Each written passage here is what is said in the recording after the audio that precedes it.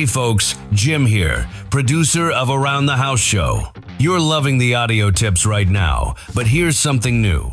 Our full-length episodes and expert interviews are now on YouTube as video, so you can watch the demos, tool close-ups, and guest interviews, or just hit play and listen like a regular podcast.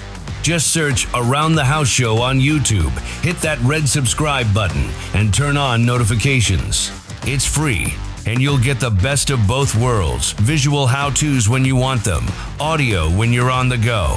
Don't forget to subscribe on your podcast app too. Thanks. And now back to the show.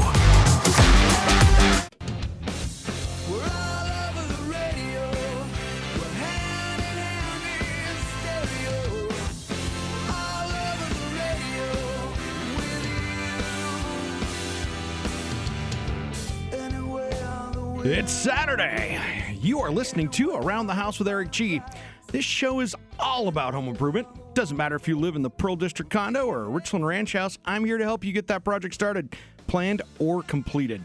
You know, we are a live and local home improvement show. This isn't an infomercial, and we are your live and local radio show in the Northwest talking home improvement.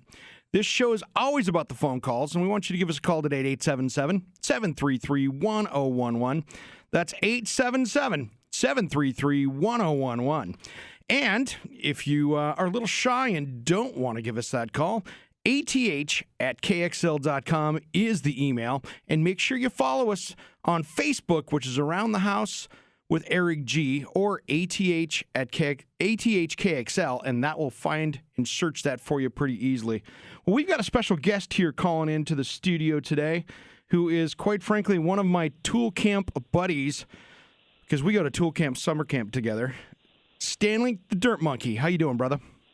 I'm good, Eric. Hey, thanks for having me on the air today. I'm really looking forward to today's program. We're going to have a lot of fun, and if any of you people out there in the listening audience, and, you know, we have a wide range here in the Northwest of people listening from, you know, in Portland metro area to out in Bend in the snow and out in Enterprise in the Blue Mountains. It's all over the place, up in the Tri-Cities.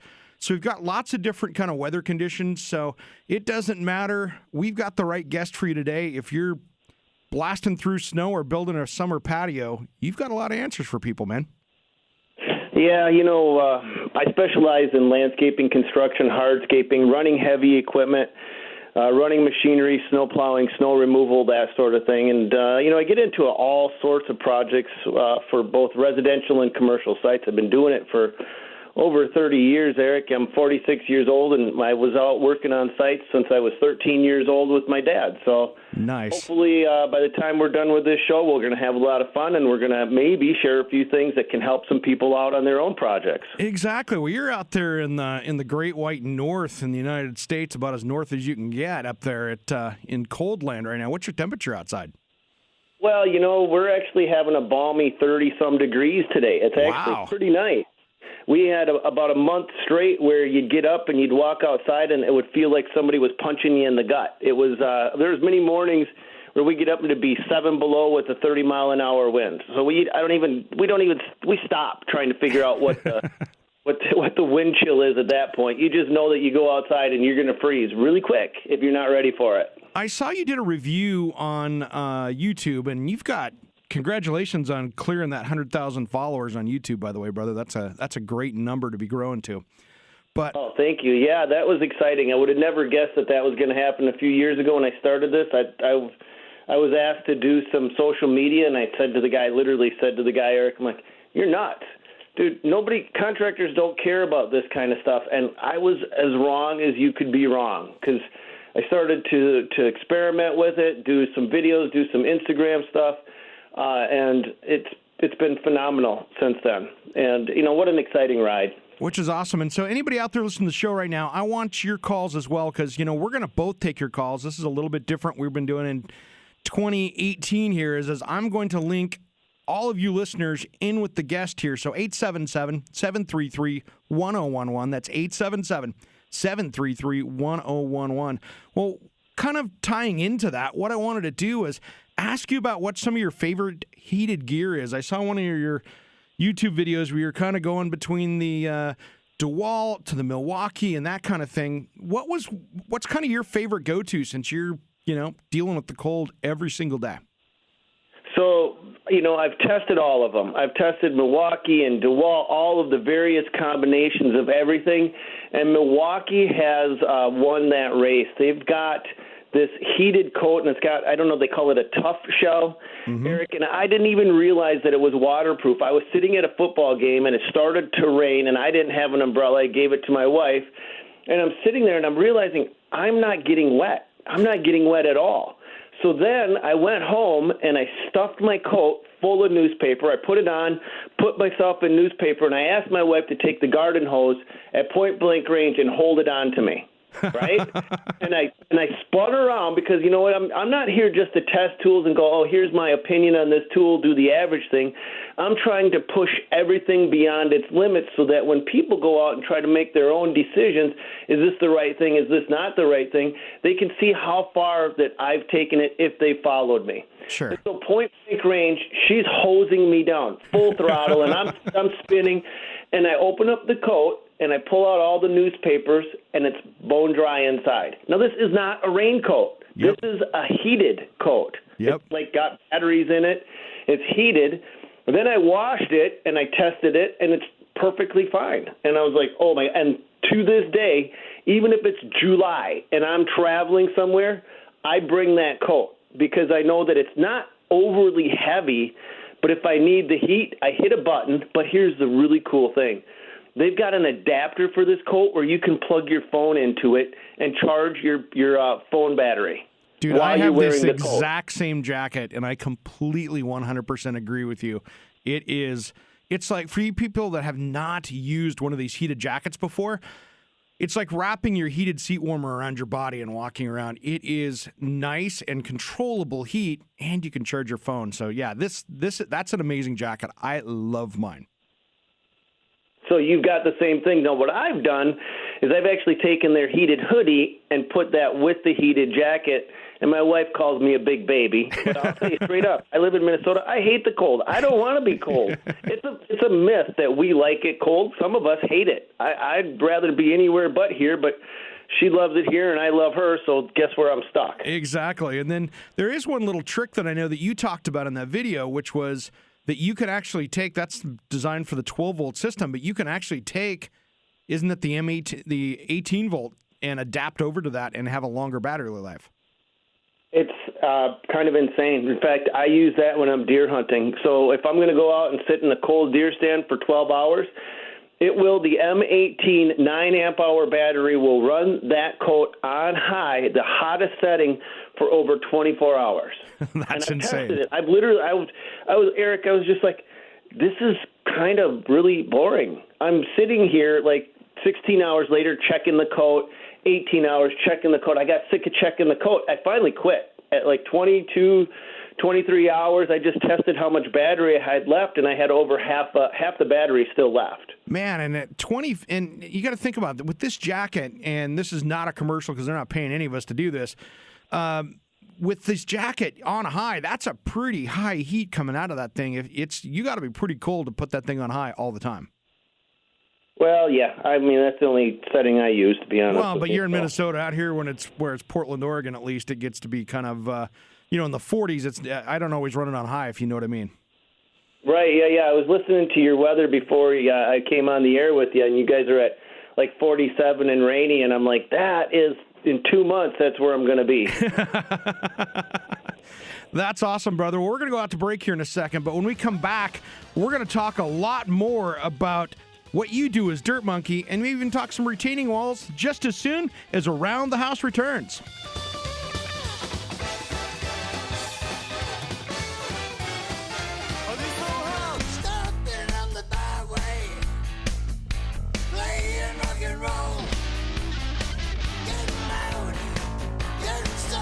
Welcome back to Around the House with Eric G. This show is all about home improvement. And this segment Around the House is brought to you by Western Construction Systems. Western Construction Systems is hiring full-time crew members, offering competitive benefits. To apply, visit westernconstructionsystems.com.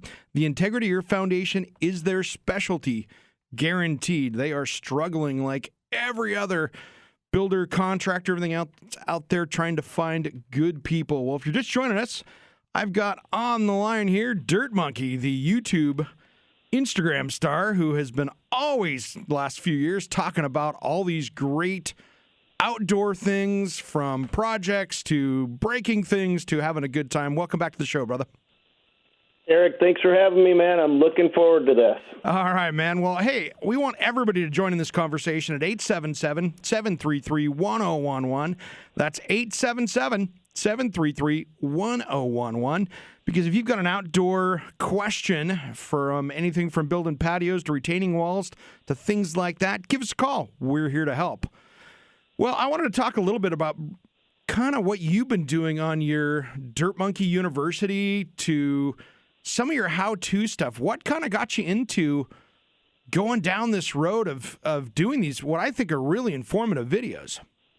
You know, Eric, it started because I see a lot of landscapers, a lot of contractors.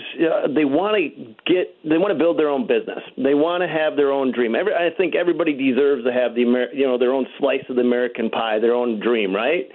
Mm-hmm. But the problem is a lot of guys don't know where to start, even with lawn care, landscaping, construction, the basics.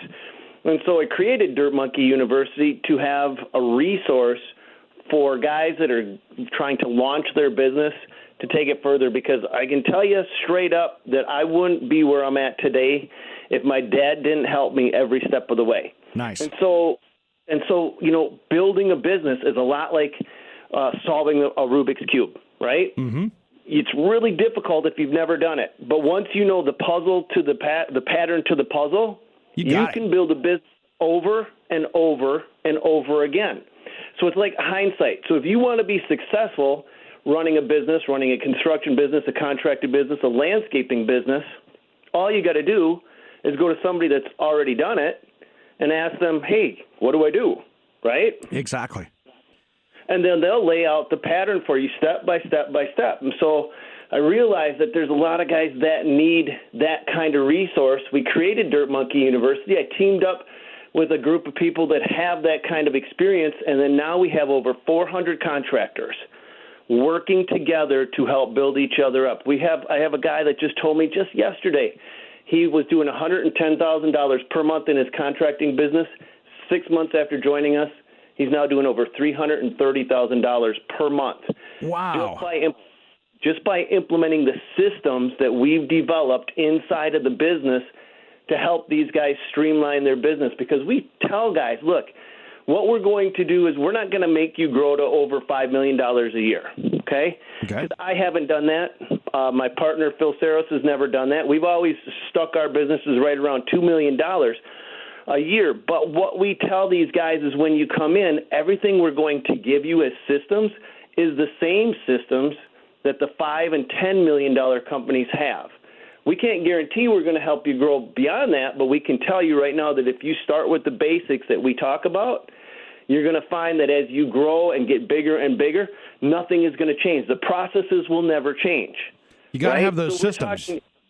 Yeah, so we're talking business systems. We're talking about marketing funnels and sales funnels, and we're also talking about how you have job jackets and employee handbooks. And when you go out onto a project, you actually have what we call the Big Boss Workbook, which covers everything on every single job to run a company. So we're developing these things to hand out to these guys, because otherwise what they're trying to do is reinvent the wheel or to figure it out all on their own, and that is the biggest part of the uphill battle. No if kidding. You've got somebody in your back pocket, you've got over 400 contractors, because we connect all of these guys together.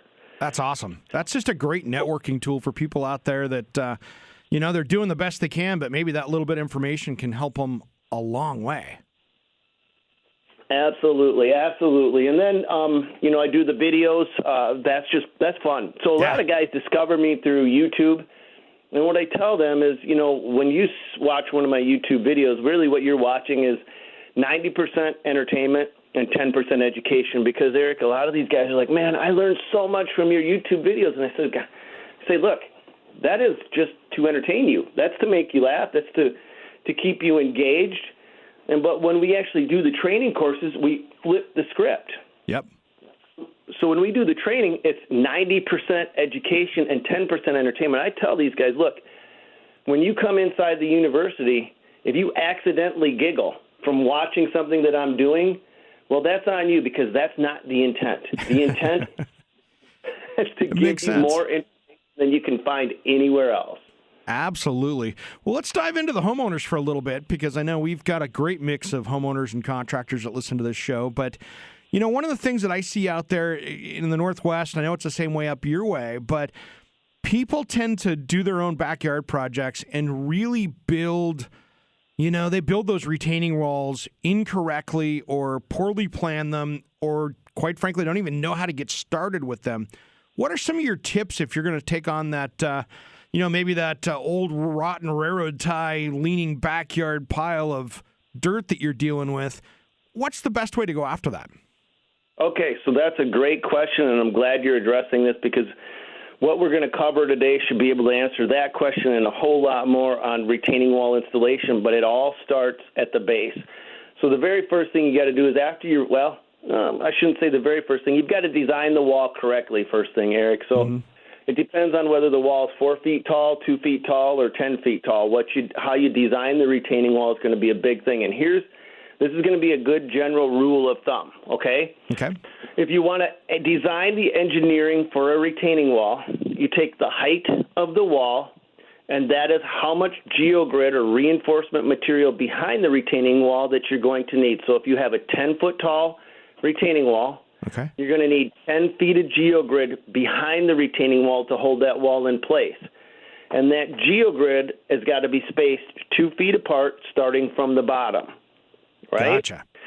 So on the very bottom, you're going to have 10 feet of grid back. You're going to go up 2 feet, 10 feet of grid back. You're going to go up. So a 10-foot tall retaining wall will have 5 layers of geogrid, 10 feet behind it. And once you understand that very basic principle of engineering, you can then tweak that for an individual retaining wall. So, for example, does the retaining wall have a surcharge on it?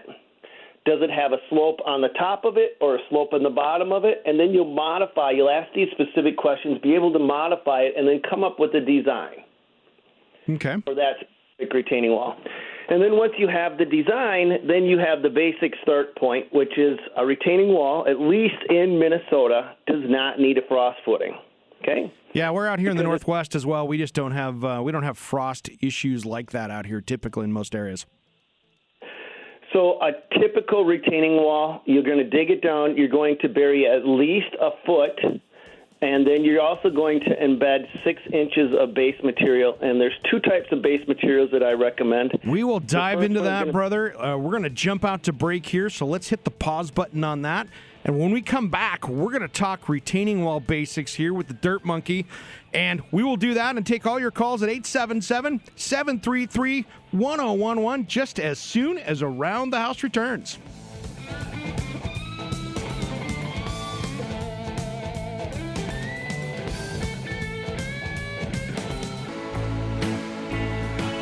Touching hands, reaching out, touching me, touching you,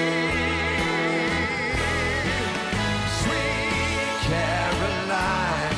Ba, ba, ba. How can I not wait for that part of that great song? Welcome back to Around the House with Eric G., where we're talking home improvement. It doesn't matter if you've got a Pearl District condo or a Richland Ranch house. We're here to help you with that project. Get started and completed. This segment Around the House is brought to you by Adair Homes, building quality, affordable custom homes throughout the Pacific Northwest for nearly 50 years. AdairHomes.com. We've been talking here with Stanley, the Dirt Monkey, buddy of mine, and I want to give out our phone numbers here real quick before I bring him back on at 877-733-1011. That's 877-733-1011. If you've got a question with anything around the house, we're here to help, but we're really trying to focus on some of his specialties. Welcome back to the show, brother. All right. Thanks, Eric. Appreciate it. All right. Well, so we were talking about retaining walls, if you're just joining us out there. And we were talking about kind of the, actually not kind of, we were talking about planning and laying them out correctly. So let's continue that conversation going forward on laying these things out, because I see a whole lot of DIY ones out there when I'm into people's backyards or front yards, and maybe they weren't planned out correctly. So let's see if we can get people on the right track. one of the things to look for when you hire a contractor is to make sure they implement the basic steps to a retaining wall. You know, a lot of guys out there or a lot of people, not just guys, but when they're looking to hire or somebody bring them in, what they find is they get this big discrepancy in the bids, Eric. So you're going to have one guy bids a job at $10,000 and another guy may come in at $17,000 or $18,000. Well, what's the difference? You know, you automatically kind of want to go with the $10,000 bid, right? But that doesn't mean you're going to get that doesn't mean you're going to get the same quality as the higher bid. No kidding. And so you want to make sure that you break these things down, and the basic education of how a retaining wall gets installed goes a long way, because a lot of times even the contractors that are coming in to do the work aren't doing the work the right way. In fact, I've been out on job sites. I've been asked, Eric, I got a call to put a bid in on a project. I gave them my number. They didn't hire me, but then they called and asked me to monitor the contractor that they hired to do the job. Can you believe that? Yes, I've seen this happen before. It's amazing when these things happen. It's like, really? Yeah, I'm going to now be your babysitter. Awesome. And out of sheer curiosity, I stopped by the job site, and I found out that the contractor that was installing the project wasn't using any base aggregate. He wasn't using any drainage aggregate. He was using hollow blocks, not core filling them properly. Oh, no. Basically, the job was a train wreck from the very get-go. And that's the difference between a contractor that knows what they're doing and a contractor that doesn't. He wasn't intentionally building a bad project, because I could sense when I asked him about some, I brought up some of these questions. Sure. He was like a deer in headlights, like he had no clue what I was talking about. That's not good, because, as you know, that CMU block or any of those other hollow blocks, when they're not filled correctly, there's not a lot to them. Right. And so if you're looking at bringing on a contractor, here's the basics. 6 inches of base material. Recycle Class 5, 3/4 inch limestone, Class 57, just something besides raw dirt. Mm-hmm. And then make sure you're using a 3/4 inch angular stone. Don't use P-rock. A lot of guys out there and a lot of homeowners see contractors using P-rock for the drainage aggregate. Eric, that's the worst thing that anybody can possibly do. That's a myth. That's a fallacy. That stuff loves to plug everything up and move around and do funky things. And here's another thing that a lot of contractors, a lot of DIYers are doing. They're putting filter fabric behind the face of the retaining wall. That is the biggest no-no you can possibly ever do. And they think that they're helping the retaining wall by keeping the fines from mitigating out through the wall, but that's what the fines are supposed to do. If there's dirt, the dirt's supposed to pass freely through. Remember now, these blocks aren't they're not using masonry or cement or concrete or anything to hold them together. Yeah. They're either pinned or lipped or whatever, so they're designed to be free draining. You actually want to see water flowing through the face of the retaining wall, and if you put filter fabric behind it, you can plug that up, and what you'll do is you'll blow out the retaining wall from hydrostatic buildup. High water pressure will build up and blow out the retaining wall eventually. We have a big problem with that here in the Northwest, especially here on the west side of the state where the rains occur. Because I'll go into neighborhoods and there are homes that are built on top of active springs, and you can see with some of our rains, you'll see active surface water running down through people's yards and things like that, just because of the wet and clay soil we have here. So, yeah, it gets impressive of what hydrostatic pressure can do. And if you end up putting something in like a filter fabric that ends up plugging up like a filter will do, now you've got some big problems. Right, and that's not a filter that you can take out, wash, remove, and put back in place. This ain't your coffee filter. This ain't Mr. Coffee. Right, so don't put it in place in the first place. Just allow the system to work the way it's supposed to. The fines are meant to mitigate through the drainage aggregate. The drainage aggregate is not meant to roll and move. If you use P-rock, that's a very small circular stone, and when you get a lot of water flowing through it, it can move. It won't move a lot, but it'll move just enough to loosen up the soil around it. And so some of these things should be red flags to homeowners that are looking at bringing a contractor in, or if you're a contractor, just don't use these materials. So if you see some of these steps missing, well, these should be warning signs that there's not going to be everything else in place that you need to have a successful project. And one thing too, it's very simple too. It's funny. I've seen some beautiful walls built, and I've seen some out there that I've seen landscapers and contractors build out there, where you can see that they're 3 rows up on the block and things are already going sideways. there are so many warning signs of these things not being put in correctly that you can see sometimes pretty early on that maybe they're not going as planned. Right, and that is very typical. Sometimes it starts out right away and you can see it, but other times what happens, Eric, this is the biggest thing that drives me nuts, is it doesn't happen for a year or two down the road. And the contractor's gone. Yeah. Or the job is done, or you've already got everything completed, your landscaping's in, you're trying to move on with your life, get on to the next project, and your retaining wall's in a state of failure. I've seen retaining walls literally fall down after just 5 years. Oh, and you've spent all that money, all those materials, and now you're starting over. Yes, and the contractor uses good materials, but then they don't understand some of the basics of geotechnical engineering. What's the dirt doing behind it? Yeah, very true, very true. And then as well, people don't realize how that when you put a new wall in or you're increasing your space back there, how it's going to affect the rest of your yard and what your overall plan is. Just like everything else, you've got to plan every step of a project from start to finish. If you don't plan that project correctly and you do the retaining wall too early or too late, now you're doing a lot of work over work you've already done. So coming up with a good game plan is almost like a football game plan if you were a sports guy, to come up with where you're beginning and where you're ending on the whole project. That is always a big tip that I see people do things out of order in a backyard or even exterior or interior. Exactly. And pre-planning your retaining wall can have a big impact on what you can do down the road.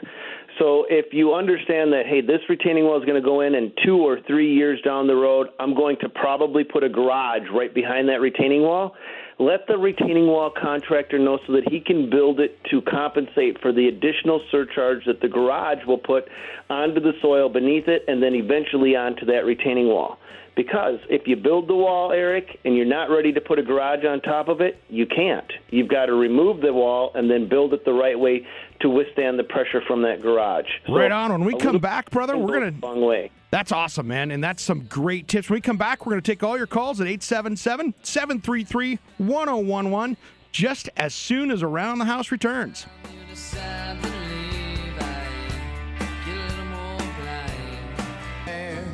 We keep what we can't say. It fills up inside. Welcome back to Around the House. Wanted to welcome all my friends over at 610 KONA in the Tri-Cities. I know you guys are listening today. You've been getting a little bit of a taste of the show here because of the WSU Cougars basketball games the last couple of weeks. We're preempting most of the show, but wanted to say thank you to you guys tuning in over there. New station added to Around the House this last year. And, there's a little special place in my heart for the Tri-Cities over there because I grew up in the Tri-Cities, went to Kamiakin High School and lived in Richland, and I know that place very well. So I want to get to your calls today at 877-733-1011. That's 877-733-1011. I have got in the house today calling in Stanley the Dirt Monkey. This guy is a YouTube, Instagram, everything sensation out there for everything exterior, and I'm happy to have you on the show today, brother. Eric, thank you. Appreciate it. Well, let's talk a little bit about, first off, you're going to World of Concrete next week, aren't you? Yeah. Are you going to be there? I will be there, so let's get together and plan something out, maybe grab dinner. We'll do something. But, it's going to be interesting down there because I think there's going to be a lot of great, technology is changing with stuff. And I'm actually going down with Western Construction Systems because Simpson Strong Tie has a new material that they're going to be using, which is super cool. It's a composite, probably best way to explain this on the radio without me moving my hands around, which nobody can see, but it's a mesh system that is made of carbon fiber that you can retrofit a home with. And so if you've got that old 1800s brick foundation, you can actually take this carbon fiber grid and earthquake retrofit the inside of it without having to put a new foundation in. So we're going to go down and play with that a little bit this next week. Wow. So cool new stuff. I've never stuff. heard of that. I love stuff like that. Just imagine where things are going to be in 5 or 10 years. The leaps and bounds that we're making with everything right now. It's insane watching this stuff get developed and being a part of it. Yeah, it's super fun. And, I was watching, actually, it was Dane who was actually our our producer Board Op in here, he is the one that brought this up, but he was looking through your videos as well just a little bit ago, and he said that you had some great tips on kind of 5 top tools that you would recommend for like the outdoor contractor or the landscape contractor out there. What are your top 5 favorite tools that somebody should have kind of in their tool belt? And I mean, tool belt could be a trailer or a workshop as well. Well, the number one thing is your vehicle. So I'm going to tell guys you need an F or F-250. You need a 3/4 ton pickup truck. I don't care if it's Chevy, Dodge, or anything. I would go if you're starting out gas over diesel. Diesel will give you the extra power, but you'll never recoup the extra expense and fuel savings because it's kind of a myth that you get. I mean, I own dozens of trucks, Sure. and so we're actually switching over to all gas trucks because we beat up the bodies and beat up the frames and beat up the rest of the components, and the engine still goes strong, and that does us no good. Sure. So a 3/4 ton pickup truck, that's your number one thing. Now, if you're an outdoor contractor, your number 2 thing is going to be a skid loader. But you don't need a big body skid loader, and you don't want a real tiny skid loader. And if you're going to choose a skid loader, you want one with tires, but you want to be able to get rubber tracks over the top of those tires. Gotcha. Those are kind of cool. Yeah, and the rubber tracks will never do as good as a dedicated track machine, Eric, but it will be kind of the go-between, so it'll allow you to take those rubber tracks off. If you're doing demolition or you're working on asphalt or concrete, you're not going to chew up those tracks, and then when you get into the mud, you throw the tracks on, and your machine can float much better than as if it didn't have any tracks at all. So makes sense. It's a little bit of a go-between, and what I'm saying is don't get too big of a machine or too small of a machine for your first. Just get a mid-sized loader, and then, of course, you're going to need something to move that around with, and a lot of guys grab a trailer. One of the trailers that I'd recommend would be a dump trailer because it's a little bit more of an initial investment, but it gives you the freedom to haul equipment or to haul concrete blocks, brush, material, any kind of material. You can do anything with those things, and they're designed to be bulletproof as well. Right, and there's differences between the dump trailers, so make sure you vet the dump trailers very carefully. They've got dump trailers that are battery up and battery down, and what happens is if a battery up and battery down dump trailer, if the battery goes dead before you get it down, you're in trouble. Your trailer's stuck in the air, right? So you want to have a battery up and then float down. So a couple little key things, and a good trailer salesperson should point those things out as well as how they're made and to get the key rings on the inside and things like that, which will go a lot further for you because it is a big investment. A dump trailer is a big investment, but it's worth it when it's the way you make your money. It is. And you know something? It's interesting, when you're dealing with these things, it is one of those things that you've got to plan ahead and really kind of work ahead forward and plan things out correctly. When we come back, we're going to be diving in the next hour into more things for you, the homeowner. And I want to take all your calls at 877-733-1011.